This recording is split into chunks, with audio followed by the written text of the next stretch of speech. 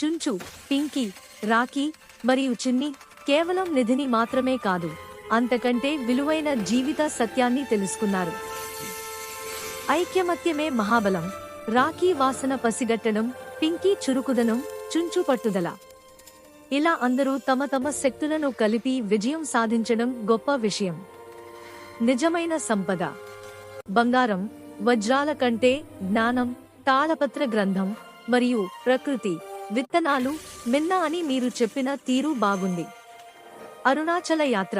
పవిత్రమైన అరుణాచల క్షేత్రంలో వారి ప్రయాణం ముగియడం కథకు ఒక ఆధ్యాత్మిక స్పర్శను ఇచ్చింది. ముగింపును కొంచెం మెరుగుపరుద్దాం. అరుణాచల గిరి ప్రదక్షిణ చేసి ఆ శివయ్య ఆశీస్సులు పొందిన తర్వాత ఆ నలుగురు స్నేహితులు తమ మనసు నిండా తృప్తితో, స్నేహమే అసలైన నిధి అనే నమ్మకంతో తిరిగి ప్రయాణమయ్యారు. ఓం నమః శివాయ.